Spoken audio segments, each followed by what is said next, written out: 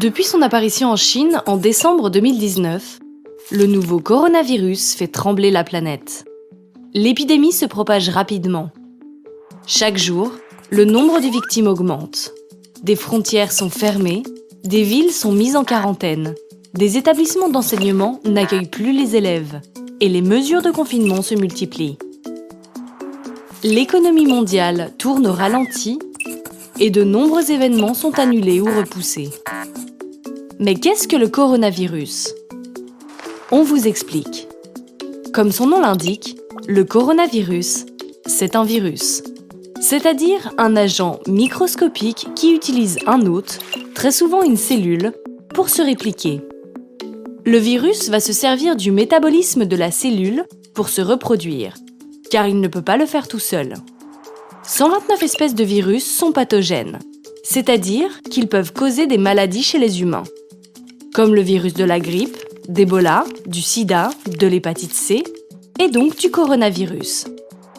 Le coronavirus, c'est un virus à couronne, d'où son nom. Il n'est pas du tout inconnu. Les chercheurs en comptaient jusqu'à présent 6 types.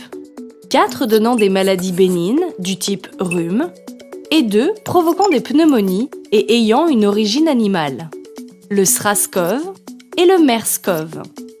Il faut donc désormais faire avec le SRAS-CoV-2, le virus identifié en Chine début décembre 2019, qui est d'un nouveau genre.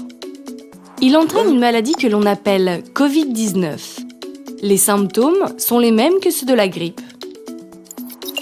Fièvre, toux sèche ou grasse, fatigue, souffle court, écoulement nasal, courbature. Cette infection respiratoire est transmise par le biais de gouttelettes émises par une personne infectée. Les chercheurs pensent que ce nouveau coronavirus est apparu pour la première fois dans un marché de fruits de mer et de poissons de la ville de Wuhan en Chine.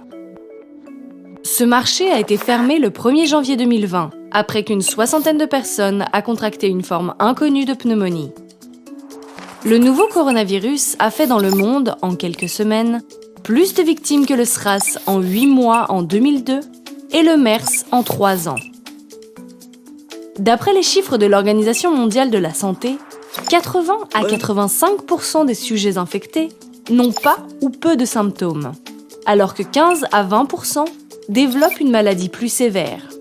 En majorité, les seniors et les personnes fragiles. Les formes sévères nécessitent un maintien à l'hôpital sous assistance respiratoire. Et dans les cas les plus graves, les personnes malades sont admises en réanimation. Le taux de létalité, c'est-à-dire le nombre de morts parmi les personnes infectées, est de 3,4% en moyenne au niveau mondial. À titre de comparaison, le taux de létalité de la grippe est inférieur à 1% selon l'OMS.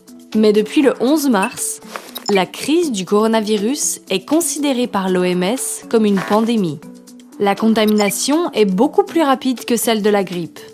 Et il n'y a pour l'heure pas de traitement spécifique ni de vaccin. Une course contre la montre est engagée pour freiner la propagation du virus.